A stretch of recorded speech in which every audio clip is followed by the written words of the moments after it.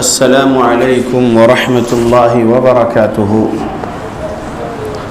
بسم اللہ والحمد للہ والصلاة والسلام علی رسول اللہ وعلى آلہ واصحابہ اجمعین ومن تبعهم بإحسان إلى يوم الدین، اما بعد فإن خیر الحدیث کتاب اللہ وخیر الهدی هدی محمد صلی اللہ علیہ وسلم وشر الأمور محدثاتها وكل محدثة بدعة وكل بدعة ضلالة وكل ضلالة في النار۔ أعوذ بالله السميع العليم من الشيطان الرجيم من همزه ونفخه ونفثه، بسم الله الرحمن الرحيم۔ إنه ليس له سلطان على الذين آمنوا وعلى ربهم يتوكلون، انما سلطانه على الذين يتولونه والذين هم به مشركون۔ رب اشرح لي صدري ويسر لي امري واحلل عقدة من لساني يفقهوا قولي، سبحانك لا علم لنا الا ما علمتنا انك انت العليم الحكيم، ان العزة لله جميعا هو السميع العليم۔ تمام قسم کی تعریفوں کا حقدار صرف اور صرف اللہ وحدہ لا شریک ہے۔ میں تعریف کرتا ہوں اس اللہ کی جس نے ساری کائنات کو 6 ایام میں بنا کر اپنے آپ کو عرش پہ مستوی کیا، اور اس اللہ کا عرش 7 آسمانوں کے اوپر ہے۔ پڑھتا ہوں میں درود، اور آپ سب بھی پڑھیں درود اللہ کے آخری نبی آخری رسول محمد صلی اللہ علیہ وسلم پر، جس رحمت للعالمین پر درود پڑھنے کا حکم دیا ہے اللہ رب العالمین نے۔ اللہم صلی علی محمد وعلی آل محمد كما صليت على إبراهيم وعلى آل إبراهيم إنك حميد مجيد، اللهم بارك على محمد وعلى آل محمد كما باركت على إبراهيم وعلى آل إبراهيم إنك حميد مجيد۔ سامعین، آج 4 فروری 2022 ابھی عشاء کی نماز کے بعد اس مسجد مرکز الاسلامی نارائن نگر گھاٹ کوپر میں ہمارے درس کا عنوان ہے روحانی امراض کا شرکیہ علاج اور شرعی علاج میں فرق۔ اللہ کے بندو، اگر کسی کو یہ بولا ہے کسی نے کہ آپ پر جادو کیا گیا ہے، تو وہ علاج کروانے کے لیے ڈھونگی بابا کے پاس، جادوگروں کے پاس جاتا ہے، کاہنوں کے پاس جاتا ہے۔ سمجھتا نہیں کہ وہ ڈھونگی ہے، کاہن ہے، جادوگر ہے، نہیں سمجھتا ہے، بس یہ سمجھتا ہے کہ وہ مولوی صاحب ہے اور علاج کروانے چلے جاتا ہے۔ ہوتا یہ ہے کہ لا علمی میں بندہ شرک، کفر، بدعت، خرافات کر بیٹھتا ہے۔ اگر کسی پر جادو نہیں ہے، صرف جن مسلط ہے، تو جن اتارنے کے لیے بھی کسی مولوی کے پاس جاتا ہے، یہ سمجھ کر کہ وہ مولوی صاحب ہے، قرآن اور حدیث سے علاج کریں گے، لیکن وہ مولوی نہیں بلکہ کاہن یا ڈھونگی بابا یا جادوگر ہوتے ہیں۔ وہ ان کے کفریہ عمل سے، شرکیہ عمل سے علاج کرتے ہیں۔ اگر کسی پر جادو نہیں کیا گیا ہے، جن پوزیسڈ یا جن مسلط نہیں ہے، صرف نظر بد لگی ہوئی ہے، تو نظر بد کو کاٹنے کے لیے، علاج کروانے کے لیے کسی مولوی کے پاس جاتے ہیں، لیکن وہ مولوی قرآن اور حدیث کے ذریعے سے علاج نہیں کرتے ہوئے اس کے شرکیہ اعمال سے علاج کر رہا ہوتا ہے، تو وہ ڈھونگی بابا ہے، وہ کاہن بھی ہو سکتا ہے، وہ جادوگر بھی ہو سکتا ہے۔ اکثر تو مولویوں میں جادوگر نہیں رہتے ہیں، بہت کم ہی تعداد ہے مولویوں میں جادوگروں کی۔ اکثر تو مولویوں میں کاہن نہیں رہتے ہیں، بہت کم تعداد ہے مولویوں میں کاہنوں کی۔ اکثر تو ڈھونگی بابا ہی ہوتے ہیں مولویوں میں، کیونکہ کہانت انسان کفر کرنے کے بعد ہی سیکھ سکتا ہے، اور جادو گر بننے کے لیے انسان کو کفر کرنا پڑتا ہے. تو کئی ایسے مولوی ہیں صرف ڈھونگی بابا رہتے ہیں علاج کی فیلڈ والے، اور بہت تھوڑے ہیں جو جادوگر رہتے ہیں، بہت تھوڑے ہیں جو کاہن رہتے ہیں. تو ہم کو کاہن کے پاس نہیں جانا ہے، جادوگر کے پاس نہیں جانا ہے، ڈھونگی بابا کے پاس نہیں جانا ہے. اگر جادو ہو گیا ہے یا جن شیطان داخل ہے جسم میں، یا نظر بد لگ گئی ہے، یا کسی راستے سے جن شیطان کے اثرات چھو گئے ہیں صرف، تو کیا کرنا ہے؟ قرآن اور حدیث والے عالم سے ملاقات کریے، عامل سے نہیں. عامل اور عالم میں فرق ہے. اگر عربی والا عامل دیکھیں تو عامل عمل کرنے والے کو کہتے ہیں، لیکن ہمارے انڈیا میں جو عامل، پاکستان میں جو عامل، بنگلہ دیش میں جو عامل لوگ بیٹھے ہیں عملیات لے کر روحانی بیماریوں کے علاج کے نام پر، وہ عامل اکثر عراف ہوتے ہیں، ڈھونگی بابا ہوتے ہیں، اور وہ لوگ شرکیہ عمل کرتے ہیں، جہنم میں جانے والا عمل کرتے ہیں، اور لوگوں سے بھی شرکیہ اعمال کرواتے ہیں علاج کے نام پر. تو ابھی جتنی باتیں سنایا ہوں اس میں یہ کلیئر کر لیجئے اور یاد رکھ لیجئے، میری باتوں کو اچھے سے یاد رکھ لیجئے کہ روحانی علاج کرنے والے اکثر مولویوں میں تھوڑے ہی مولوی کاہن ہوتے ہیں، تھوڑے ہی مولوی جادوگر ہوتے ہیں. اکثر مولوی علاج کرنے والے عراف عامل بابا ہوتے ہیں، ڈھونگی بابا. کچھ آتا نہیں، بس ان کے فلاں صوفی پیر سے سیکھے ہوئے ہوتے ہیں کچھ شرکیہ اعمال، یا ادھر ادھر کی فٹ پاتھ کی کتابیں لیتے ہیں روحانی بیماریوں کے علاج کے بارے میں، اور شروع ہو جاتے ہیں بغیر علم کے. وہ جو خرافاتی علم کی کتاب بھی ان کو مل رہی ہے فٹ پاتھ پر اس روحانی بیماری کے علاج کے سلسلے میں، اس کے بھی جو ہے وہ لوگ علم نہیں لیتے، بس سرسری مطالعہ کر لیتے ہیں وہ خرافاتی کتاب کا، اور خرافاتی اعمال میں لگ جاتے ہیں. تو ان سب کے اپوزٹ میں ہم جماعت اہل حدیث کے معالجین، علاج کرنے والے کو معالج کہتے ہیں، ایک سے زیادہ کو معالجین کہتے ہیں. ہم معالج رقیہ شرعیہ کے ذریعے سے لوگوں کا علاج کرنا سیکھے ہیں، لوگوں کو سکھا رہے ہیں. رقیہ شرعیہ یہ کیا ہے؟ اس مسجد میں 2019 میں خطبہ جمعہ دیا تھا، میرا پہلا خطبہ جمعہ اس مسجد کا 2019 میں. تب میں نے رقیہ حق اور رقیہ باطل میں فرق سمجھایا تھا. اب اگر آج جو لوگ میرے سامنے بیٹھے ہیں مرد و خواتین میں، نئے لوگ ہیں، اس خطبے میں نہیں تھے شریک، نہیں سنے وہ خطبہ، یا اگر شریک تھے اب بھول گئے ہیں اس 4 فروری 2022 کے آج کے درس تک وہ یاد نہیں رہی باتیں، تو کچھ باتیں میں آپ کے سامنے اس خطبے کی بھی سنا دوں گا، کیونکہ قرآن کی دلیل بتاؤں گا، حدیث کی دلیل بتاؤں گا. میں خرافاتی باتیں بتاؤں گا ہی نہیں، کیونکہ مجھے جنت چاہیے، جہنم نہیں چاہیے.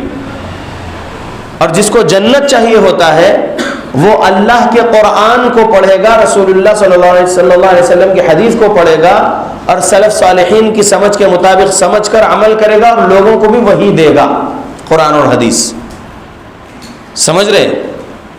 مجھے جہنم نہیں چاہیے. میں آپ کے سامنے مختصر میں یہ عنوان کو مکمل کرنے کی کوشش کروں گا. میرا ایک ویڈیو یوٹیوب پر ہے 2 گھنٹے 45 منٹ کا، 2 گھنٹے تک درس دیا اس ٹاپک پر اور 45 منٹ سوال جواب کے. اگر آج شیخ محترم اجازت دیتے ہیں تو میں शेख अब्दुल हकीम सलफ़ी हफिज़हुल्लाह से कहूँगा कि 1 घंटे में 45 मिनट का दर्स रखते हैं और 15 मिनट के सवाल जवाब ले लेते हैं इस उन्वान के ताल्लुक़ से। ठीक है शेख? तो अभी दर्स के 10 मिनट हो गए हैं, 35 मिनट और बचे हैं मेरे पास। बहुत गौर से सुनिए। कोई कहते हैं कि मेरी बेटी का निकाह नहीं हो रहा है, अब उस लड़की के निकाह में आसानी के लिए क्या अमल है? कोई कहते हैं मेरे बेटे का निकाह नहीं हो रहा है, उस लड़के के निकाह में आसानी के लिए क्या अमल है? ये बता रहा हूं, मसाइल का हल बता रहा हूं। ढोंगियों का जो अमल है वो अलग है, मैं आपको इस मसले का हल बता रहा हूं, फिर आगे मसाइल सुनाऊंगा, उसका हल बताऊंगा। हल लेकर जाइए इंशाअल्लाह।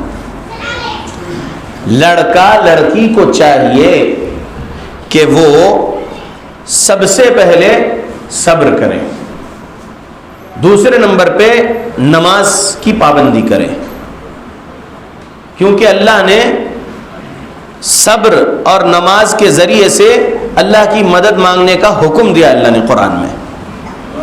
बिस्सब्री वस्सला, पहले सब्र बाद में नमाज, बाद में सब्र नहीं कहा, पहले सब्र कहा अल्लाह ने। बेसब्रे पने की नमाज नहीं पढ़ना है, समझ रहे? सब्र के साथ सुकून के साथ नमाज पढ़ना है। कितना भी टेंशन हो, कितनी भी फिक्र हो घर वालों को, वो लड़का और वो लड़की को चाहिए कि पहले तो सब्र में आ जाए और सुकून से नमाज अदा करें, अल्लाह रब्बुल आलमीन के सामने अल्लाह का हक अदा करें। 5 टाइम अल्लाह रब्बुल आलमीन से दुआ करें। सूरह क़सस की एक आयत है, वो पढ़ते रहें, गालिबन आयत नंबर 24 है ये, मूसा अलैहिस्सलाम की दुआ, वो पढ़ते रहें, उठते बैठते चलते फिरते पढ़ते रहें, देखें फ़ायदा मिल जाएगा इंशाअल्लाह। क्या है वो दुआ? रब्बी इन्नी लिमा अंज़लत इलैया मिन खैरिन फ़क़ीर। निकाह भी होगा, अगर माल में कमी है तो माल में भी फरावानी कर देगा अल्लाह रब्बुल आलमीन। सूरा नंबर 24 आयत नंबर 32 जब पढ़ते हैं तो सबक मिलता है कि अल्लाह रब्बुल आलमीन ने कहा कि निकाह कराओ उन लोगों के जो आपके दरमियान में सिंगल हैं, कुंवारे सिंगल या बेवा सिंगल या बीवी मर गई अब वो बंदा सिंगल रह रहा है, या तलाक हो गया तो सिंगल रह रहे हैं, या खुला हो गया तो सिंगल रह रहे हैं, ऐसे लोगों का निकाह कराओ। क्या होगा निकाह कराने से? रब ने कहा इन यकूनु फुकरा, अगरचे कि वो फकीर होंगे, युगनीहिमुल्लाहु मिन फضलिह, अल्लाह अपने फजल से उनको गनी कर देगा। वल्लाहु वासिउन अलीम, अल्लाह वुसअतों वाला है, बहुत इल्म वाला है। तो मालूम हुआ कि सब्र के बाद नमाज की पाबंदी, और निकाह में ये नहीं देखना कि सामने वाला मालदार है या नहीं, बल्कि अगरचे वो फकीर भी होगा तो निकाह करने के बाद अल्लाह अपने फजल से उसको गनी कर देगा निकाह की वजह से। ये अल्लाह ने सूरा नंबर 24 आयत नंबर 32 में कहा। निकाह लेट क्यों हो रहे हैं? नहीं, वेल सेटल्ड लड़का रहा तो हम निकाह करेंगे, ऐसी जहनियत बनाकर है माँ बाप, लड़की भी। इसी तरीके से अच्छे घराने की लड़की हो और बहुत मालदार लड़की हो तो ही हम उससे निकाह करेंगे, ऐसा लड़का भी जहन बना कर है, लड़के के वालिदैन भी जहन बना कर है। तो कुरान और हदीस के ऑपोजिट वाली जहनियत बना के रखेंगे तो निकाह में लेट होते रहेगा। और कुछ लोग होते हैं जो कहते हैं कि हम जो है थोड़ा सेटल हो जाते हैं उसके बाद निकाह करते हैं, और मेहनत में लग गए, तरक्की अगर नहीं मिल रही तो फिर क्या गुनाह में जाएंगे? नहीं, कर लीजिए निकाह, उम्र हो गई है, निकाह कर लीजिए अल्लाह का नाम लेकर, अल्लाह आसानी करेंगे, अल्लाह गनी बना देंगे, अल्लाह ने कहा। तो एक तो ये हो गया कि सब्र के बाद, नमाजों की पाबंदी के बाद दुआएं पढ़ना, ایک ہے آیت سورہ فرقان کی آیت نمبر 74، یہ بھی پڑھتے رہنا لڑکا لڑکی. میں ابھی لڑکا اور لڑکی کو پڑھنے کے لیے دعائیں بتا رہا ہوں. لڑکے کے والدین، لڑکی کے والدین بھی پوچھتے ہیں کہ ہم کو بھی کچھ دے دیجئے پڑھنے تاکہ ہم پڑھ لیں اور ہمارے بچوں کے نکاح میں آسانی ہو جائے. تو میں ابھی آپ کو سورہ قصص کی ایک آیت بتایا، ربی انی لما انزلت الی من خیر فقیر، وہ زیادہ سے زیادہ اٹھتے بیٹھتے چلتے پھرتے پڑھنا ہے. اور سورہ فرقان سورہ نمبر 25 آیت نمبر 74 بتایا، ربنا هب لنا من ازواجنا وذرياتنا قرة اعین وجعلنا للمتقین اماما. اس آیت کو بھی، اس دعا کو بھی بہت پڑھتے رہیے، اللہ آسانی کریں گے. پہلے دماغ نہ لے جائیے جادو کے طرف، دماغ نہ لے جائیے جن شیطان کے طرف، دماغ نہ لے جائیے کوئی بھی شیطانی اثرات کے طرف. پہلے اپنے آپ پر غور و فکر کریں کہ یہ جو مسئلہ میرے اوپر ہے، یہ جو نکاح میں لیٹ ہو رہا ہے، کیا میرے کچھ گناہوں کے وجہ سے اللہ رب العالمین کا عذاب ادنا ہے کیا مجھ پر؟ پہلے بندہ اپنے آپ پر غور کرنا ہے، کیونکہ رب نے کہا وَمَنْ أَعْرَضَ عَنْ ذِكْرِي فَإِنَّ لَهُ مَعِيشَةً ضَنْكَ. اس آیت کو اور ایک جگہ بھی سمجھانے والا ہوں، یہاں پر سمجھ لو، جو کوئی بھی اللہ کے ذکر سے غفلت اختیار کرے گا تو اللہ اس کی زندگی کو تنگ کر دیں گے. اللہ نے کہا معیشت کا ایک ترجمہ ہے تنگ، زندگی، ضن کا یعنی تنگ، معیشت کو تنگ کر دیں گے یعنی زندگی کو تنگ کر دیں گے اللہ رب العالمین. تو ہو سکتا ہے، تو سمجھ لیجئے آپ لوگ کہ جو لوگوں کا ذہن پہلے پہنچ جاتا جادو کروا دیا گیا ہوگا، کیا میری بیٹی پر اس کا رشتہ نہیں ہو رہا، نکاح نہیں ہو رہا، جادو کروا دیا گیا ہے کیا میرے بیٹے پر اس کا رشتہ نہیں ہو رہا، نکاح نہیں ہو رہا. پہلے دماغ جادو کی طرف چلے جاتا ہے لوگوں کا. نہیں جانا چاہیے جادو جن کی طرف، پہلے دماغ نہیں جانا. پہلے کہاں رہنا دماغ؟ اپنے اوپر، کہ میں کون سے ایسے گناہ کر رہا ہوں جو اللہ کو ناراض کرنے والا گناہ ہے، جس کی وجہ سے اللہ رب العالمین کا عذاب ادنا ہے مجھ پر. یہ غور و فکر کرنا ہے بندہ بندی. اگر آپ غور کر رہے اپنے آپ پر اور آپ کو یہ جواب مل رہا اپنے آپ سے کہ آپ نمازوں کی پابندی میں ہیں اور کبیرہ گناہوں سے بچے ہوئے، کبھی کبھی صغیرہ گناہ ہو جاتے ہیں، تو پھر سمجھ لو کہ یہ عذاب ادنا نہیں ہے، اللہ کی آزمائش ہے. عذاب ادنا نہیں ہے، اللہ کی آزمائش ہے. اور اللہ رب العالمین آزمائش کے طور پر آپ کی اولاد کے نکاح میں دیری کر رہے ہیں. سمجھ رہے؟ تو یہ سمجھنا بہت ضروری ہے. اور میری جو بہنیں اوپر سن رہی ہیں وہ بھی سمجھ لیں. ایک رشتے والے آئے، دیکھے گئے، جواب نہیں کہا گیا. دوسرے آئے، دیکھے گئے، جواب نہیں کہا گیا. ایسے ہی آتے گئے، دیکھتے گئے، چلے گئے، جواب نہیں کہا آیا. تو مایوس نہیں ہونا. وہ جتنے آئے تھے دیکھنے کے لیے اور دیکھ کر چلے گئے، جواب نہیں کا آیا، تو سمجھ لینا کہ تقدیر میں وہ تھا ہی نہیں. اور جو تقدیر کا ہوگا وہ 4 سال بعد آئے گا یا 6 سال بعد آئے گا، یا جب اللہ نے مقرر کر رکھا ہے تب آئے گا. کبھی کبھی ایسا ہوتا ہے 4 سال سے مولانا اپنے بچی کو دکھا رہی ہوں، لوگ آ رہے دیکھ رہے جا رہے، لیکن جو ہے پکا ہی نہیں ہو رہا رشتہ. اتنے سال ہو گئے، اتنے سال ہو گئے، لوگ کرتے ہیں ایسی باتیں. تو میرا یہ کہنا رہتا ان بہنوں سے کہ مایوس مت ہو، صبر کرو، پہلے اپنے آپ پر غور کرو.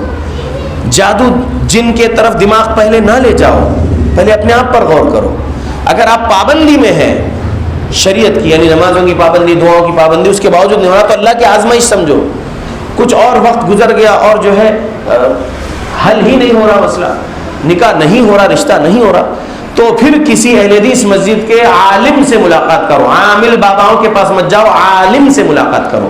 یا ہم جیسے چھوٹے سے اسٹوڈنٹ، قرآن اور حدیث کے اسٹوڈنٹ، ہم سے ملاقات کرو اور ہم سے کچھ آیتیں، دعائیں، وظیفے لے لو پڑھنے کے لیے، یا ہم سے رقیہ کروا لو. ہم تو فری میں رقیہ کر رہے ہیں نا الحمدللہ. میں فصیح الدین حیدرآبادی 2008 سے فری میں رقیہ کر رہا ہوں الحمدللہ. 1 روپیہ بھی نہیں مانگا اور میری موت تک نہیں مانگوں گا 1 روپیہ بھی کسی سے رقیہ شرعیہ کرنے کے لیے.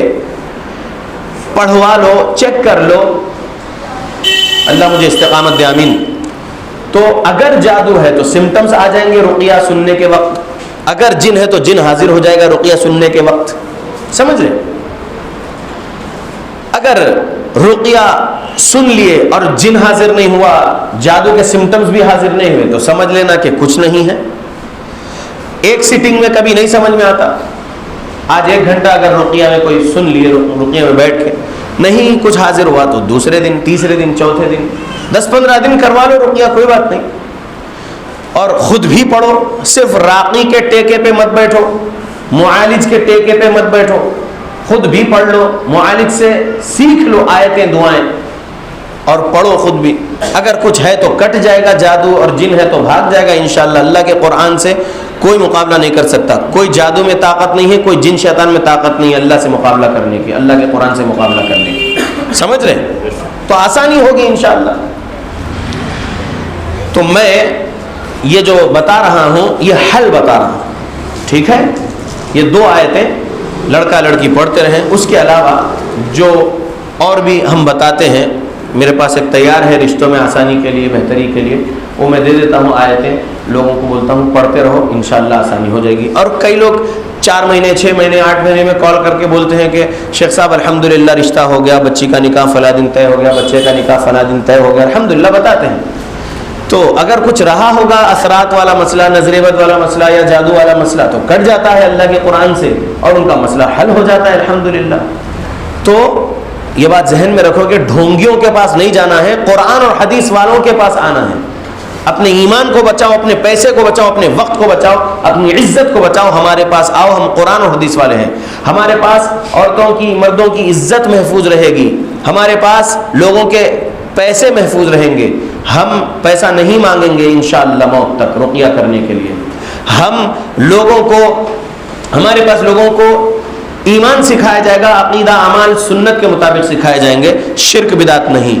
وقت کی بھی ہم حفاظت کرنے کی باتیں بتائیں گے انشاءاللہ، کہ آپ 5 سال سے پھر رہے ہیں فلاں حضرت کے پاس، فلاں بابا کے پاس، فلاں امام کے پاس، 5 سال سے بیٹی کو لے کر جا رہے علاج کروانے، علاج نہیں ہو رہا ہے۔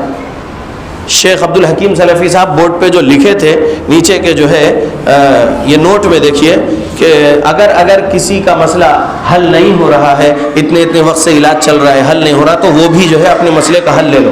تو کہنا یہ ہے کہ میں جو بتا رہا ہوں یہ قرآن و حدیث سے بتا رہا ہوں، ٹھیک ہے؟ اب آگے بڑھتے ہیں۔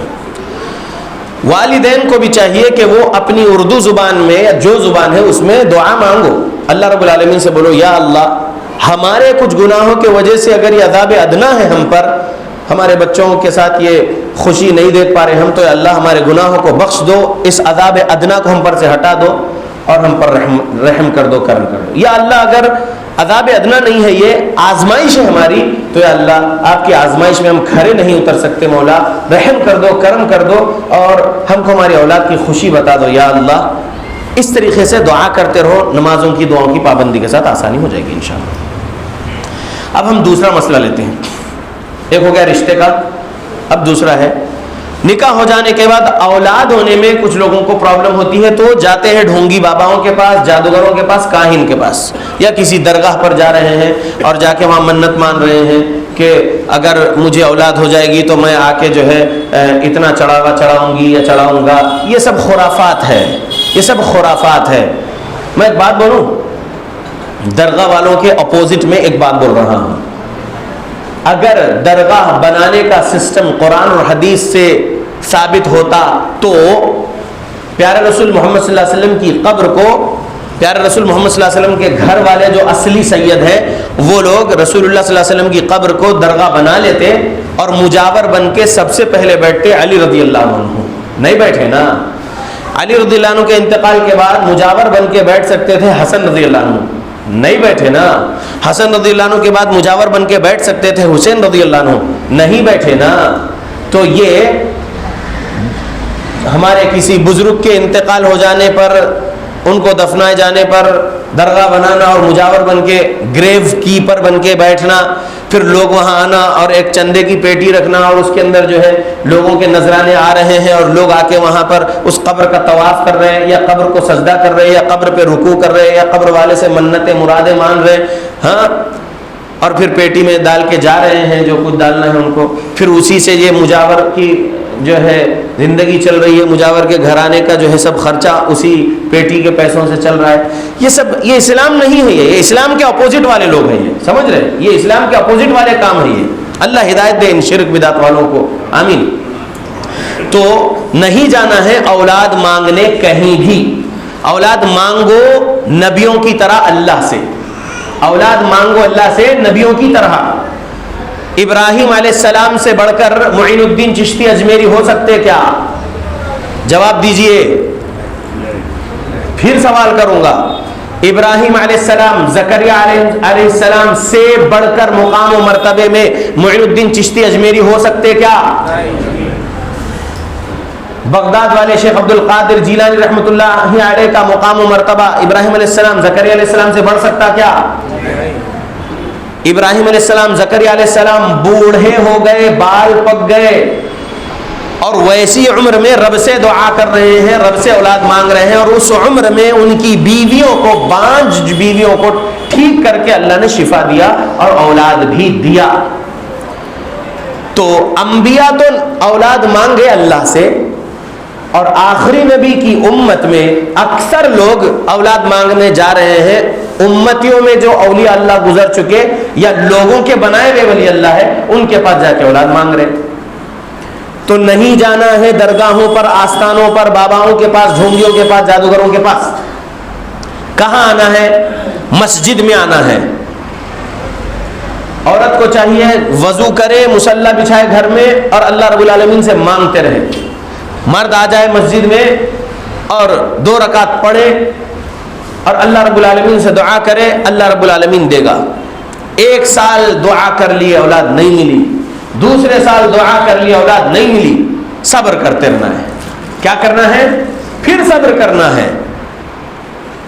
استعینوا بالصبر والصلاۃ، اللہ سے مدد مانگنا ہے صبر اور نماز کے ذریعے، صبر کرنا ہے، نماز پڑھتے رہنا ہے، اللہ سے مانگتے رہنا ہے۔ اللہ رب العالمین ایک نہ ایک دن دیں گے انشاءاللہ۔ جب بوڑھے ابراہیم علیہ السلام، بوڑھے زکریا علیہ السلام کو اللہ نے اولاد دیے، ان کی بیویوں کو ٹھیک کر کے جو بانجھ تھی پہلے سے، تو اللہ ہم کو بھی اولاد دیں گے انشاءاللہ۔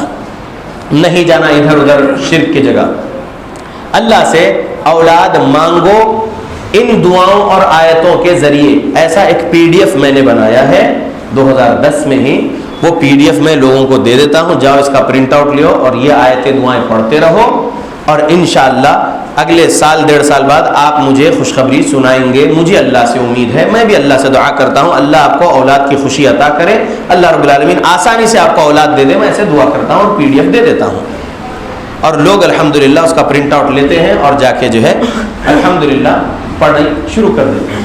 میں کہتا ہوں وہ PDF بہن جو ہے میری، وہ ڈیلی پڑھتے رہے، وہ ڈیلی پڑھتے رہیں، اور جو بھائی ہیں وہ کیسا پڑھے، ہفتے میں 3 دن یا ہفتے میں 1 دن، کیونکہ ان کی مصروفیات زیادہ ہے۔ اگر وہ بھی نکال سکتے ڈیلی تو 1 مرتبہ ڈیلی وہ بھی پڑھ لیں۔ کتنے منٹ میں پڑھ سکتے؟ وہ 5 پیج کا ہے، وہ آپ بہت سلو پڑھتے ہیں تب بھی 20 سے 25 منٹ میں پڑھ لیں گے۔ قرآن کی آیتیں دعائیں ہیں، اگر آپ سپیڈ پڑھتے ہیں تو 12 منٹ 15 منٹ میں پڑھ لے سکیں گے انشاءاللہ۔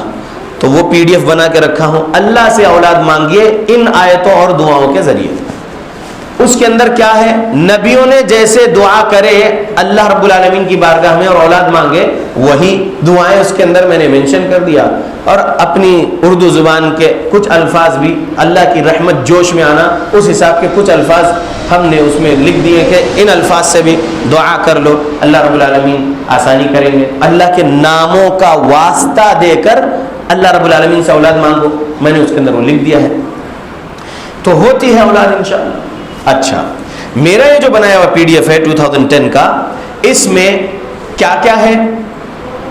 اگر جادو کے ذریعے سے یا جن شیطان کے ذریعے سے اولاد نہیں ہو رہی ہے تو وہ جادو کا کاٹ ہے، اور وہ جن کو بھگانا اس کے اندر ہے، ان آیتوں میں ہے، تاکہ اولاد ہو جائے انشاءاللہ۔ اور اگر جادو اور جن شیطان کے وجہ سے نہیں ہے یہ اولاد کا نہیں ہونا، بلکہ اللہ کی مرضی سے، اللہ کی آزمائش سے اللہ رب العالمین آزمانا چاہ رہے ہیں، اور اولاد ابھی نہیں دینا چاہ رہے اللہ رب العالمین، تو اللہ کی مرضی ہے، لیکن اللہ کی آزمائش میں بھی وہ آیتیں وہ دعائیں پڑھ کر اللہ رب العالمین کی رحمت جوش میں آئے جیسی دعا ہے، تاکہ جو ہے اللہ رب العالمین حل کر دے مسئلہ اور اولاد دے دے۔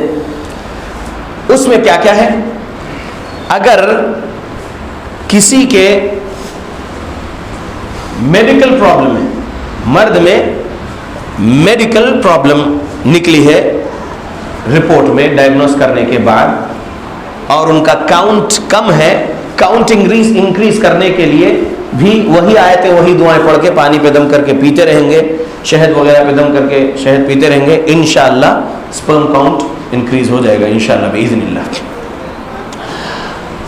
اسی طریقے سے اگر اووری میں سسٹ ہے اور اس کی وجہ سے جو ہے نہیں ہو رہا ہے، تو انشاءاللہ وہ سسٹ گھل جائے گی اللہ کے حکم سے، وہ آیتیں وہ دعائیں پڑھ کے پانی پہ دم کر کے پانی پینے سے، شہد استعمال کرنے سے انشاءاللہ۔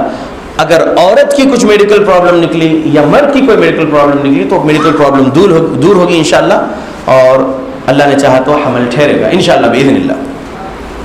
اگر سچ میں جادو جن کی وجہ سے بھی ہے تو وہ جادو جن بھی کٹ جائے گا، نکل جائے گا انشاءاللہ، اور وہ ٹھیک ہو سکتے ہیں باذن اللہ، اور ان کو اولاد ہوگی انشاءاللہ ان آیتوں اور دعاؤں کو پڑھ کر اللہ سے اولاد مانگیں گے تو انشاءاللہ باذن اللہ۔ یہ 2008 سے میرا جو تجربہ ہے میں آپ لوگوں کے سامنے سنا رہا ہوں، ٹھیک ہے۔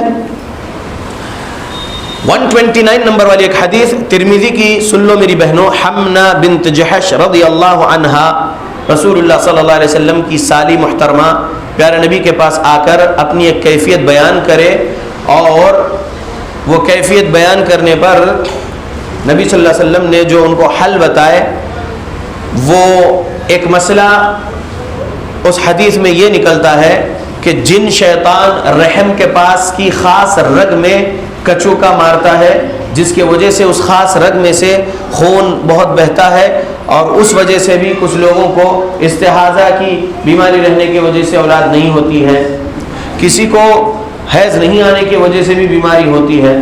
تو اگر کوئی ایسی بہنیں ہیں اوپر بیٹھی ہوئی تو وہ ابھی سوال جواب کے سیشن میں کیا کریں، ایک چھوٹے سے چٹھی پر وہ لوگ لکھ کر بھیج دیں استحاضہ کا مسئلہ ہے، تو میں جو ہے ایک ہی آیت بتا دوں گا، وہ آیت آپ پڑھتے رہیں گے، استحاضہ کا مسئلہ حل ہو جائے گا باذن اللہ، کیونکہ مجرب رقیہ ہے یہ۔ اور اس حدیث میں کئی اسباق ہے، لیکن استحاضہ کا ایک مسئلہ اس میں ہے، تو اس میں نماز کے بارے میں بات ہے کہ کیسے نماز پڑھو استحاضہ میں۔ تو 129 ترمذی انشاءاللہ آپ لوگ کسی معلمہ سے سن لیجئے، میں مختصر میں یہ بتا رہا ہوں کہ نبی صلی اللہ علیہ وسلم نے کہا کہ اگر میسر ہے تو غسل کرو نماز پڑھو، غسل کرو نماز پڑھو، غسل کرو نماز پڑھو، 5 وقت غسل کرو اور نماز پڑھو، اس طریقے سے سبق دیے نبی صلی اللہ علیہ وسلم نے حمنا رضی اللہ عنہا کو۔ اور اگر نہیں ہو پا رہے 5 ٹائم غسل تو 3 ٹائم غسل اور 5 نمازیں ایک ساتھ، جیسے کہ فجر کے لیے 1 غسل اور فجر کی نماز، ظہر کے لیے غسل کرو لیکن عصر کے وقت اور ظہر عصر جمع کر لو، اور مغرب کے وقت غسل کرو اور مغرب عشاء جمع کر لو، یا عشاء کے وقت غسل کر کے مغرب عشاء جمع کر لو، کیونکہ وہ ناپاک خون نہیں ہے، ناپاک خون نہیں ہے وہ استحاضہ کا خون، کیونکہ وہ خاص رگ میں سے رحم کے پاس سے وہ خون پاک خون بہ رہا ہوتا ہے، استحاضہ کا مسئلہ ہے، لہذا اس میں نماز معاف نہیں ہے۔ 129 ترمذی سے سبق ملا۔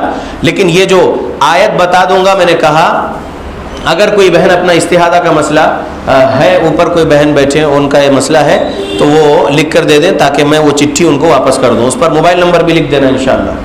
اگر کسی کا حیض رکا ہوا ہے اور اس وجہ سے تو اولاد نہیں ہوتی، تو لہذا جو ہے میں ایک آیت اور دوسرے سورے سے ایک الگ آیت ہے تاکہ حیض آنے میں آسانی ہو، انشاءاللہ وہ بتا دیتا ہوں تاکہ جو ہے وہ پڑھیں گے تو آسانی ہوگی انشاءاللہ باذن اللہ۔ لیکن اولاد مانگنے والی جو آیتیں دعائیں جو اس PDF میں ہے وہ تو پڑھنا پڑے گا انشاءاللہ، تاکہ اللہ رب العالمین آسانی کر دے، پرابلمز دور ہو جائے، اگر جادو جن ہے تو وہ بھی ختم ہو جائے اور آپ کو اللہ اولاد دے دے۔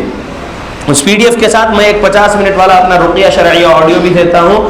اگر جن ہے تو دن میں 3 مرتبہ سننے بولتا ہوں، 5 مرتبہ سننے بولتا ہوں، تاکہ جن شیطان کو وہ آیتیں اور دعاؤں سے ٹارچر ہو اور وہ جن شیطان نکل جائے، کیونکہ برداشت نہیں کرے گا وہ زیادہ سے زیادہ قرآن. جب سنیں گے آپ تو جن شیطان قرآن برداشت نہیں کرے گا اور بھاگ جائے گا انشاءاللہ باذن اللہ. بھاگنا پڑے گا اس کو، تکلیف برداشت نہیں کرے گا تو ایک نہ ایک دن بھاگے گا. وہ پہلے ضد بتائے گا، اپنی ضد بتائے گا. آپ 1 مہینہ سن لیے، 3 مہینے سن لیے اور جن نکلا نہیں، لیکن وہ ضدی جن زیادہ اور نہیں رک پائے گا. انشاءاللہ آپ بہت زیادہ سنتے رہیں گے وہ رقیہ آڈیو، وہ آیتیں دعائیں اور کچھ پڑھتے رہیں گے جو ہم دے دیں گے آپ کو پڑھنے کے لیے، جن بھگانے کے لیے، موت کی آیتیں، عذاب کی آیتیں قرآن سے جو ہے وہ. تو انشاءاللہ اس کو ٹارچر ہوگا، وہ بھاگے گا انشاءاللہ باذن اللہ. مر بھی جاتے ہیں جنات، اگر ضد میں بیٹھے رہیں گے، نہیں بھاگیں گے تو انسانی جسم میں مر بھی جاتے ہیں جنات. یہ میرا تجربہ ہے، اور مجھ سے بڑے بڑے جو معالجین راقی حضرات ہیں جماعت اہل حدیث کے، جو اچھے راقی حضرات ہیں، جو صرف کمرشل راقی نہیں ہے، میں ان کی بات بول رہا ہوں. کمرشل راقی کے بارے میں سائڈ میں رکھتا ہوں بات، ٹھیک ہے. سبحان اللہ. تو کہنا میں یہ چاہتا ہوں کہ آپ لوگ یہ سمجھ لیجئے کہ قرآن اور دعا کے ذریعے سے جادو کا کاٹ ہے، جن شیطان کو بھگایا جاتا ہے، نظر بد وغیرہ کاٹا جاتا ہے. قرآن اور دعا کے علاوہ، قرآن اور حدیث کے علاوہ کوئی اور چیز نہیں ہے جس میں آپ کے مسئلے کا حل ہے. دوسرے راستے آپ کو شرک بدعت میں ڈال دیں گے اور شرک بدعت کی وجہ سے جہنم میں پہنچ جاؤ گے. لہذا جہنم میں نہیں جانا ہے تو شرک بدعت والوں کے پاس نہیں جانا ہے، قرآن اور حدیث والوں کے پاس ہی آنا ہے. ٹھیک ہے.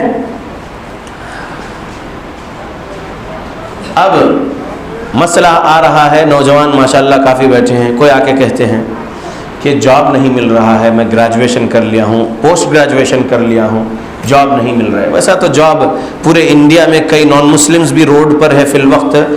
گورنمنٹ جو ہے جاب فراہم نہیں کر رہی ہے، اگرچہ کہ بہت سارے ویکنسیز خالی ہے کئی ڈپارٹمنٹس میں، لیکن جو ہے جابز کیوں نہیں دے رہی وہ تو بہرحال گورنمنٹ کی کیا پالیسی ہے وہی جانتے ہیں.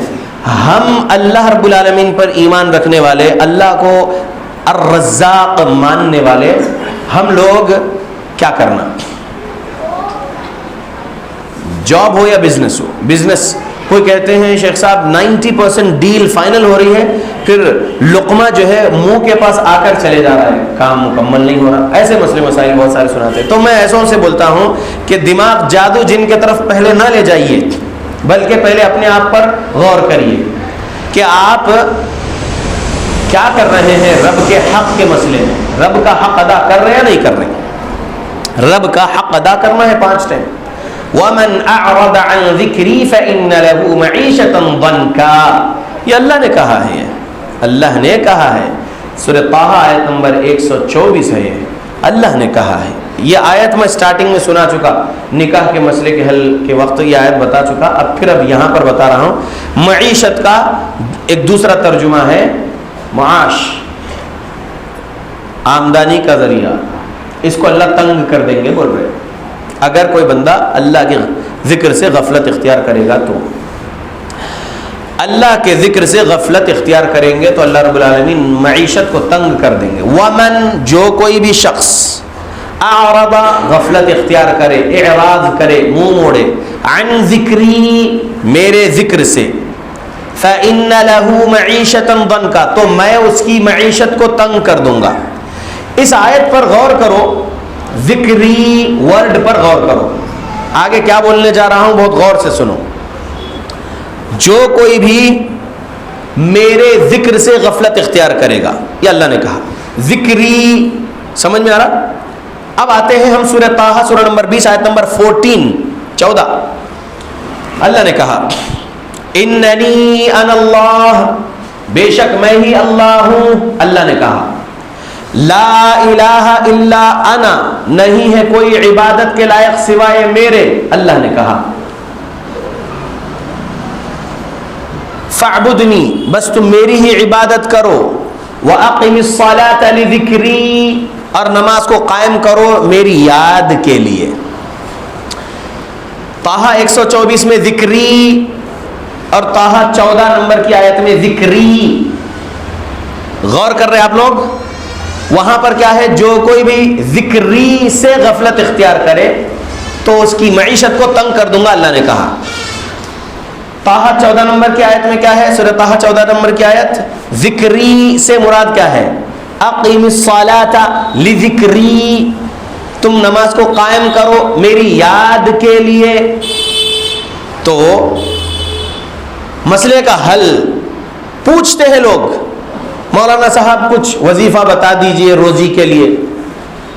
میرے بھائی وظیفہ بعد میں، پہلے آپ یہ بولیے کہ 5 ٹائم جو فرض ہے، جو رب کا حق ادا کرنا ہے، وہ کر رہے ہیں یا نہیں؟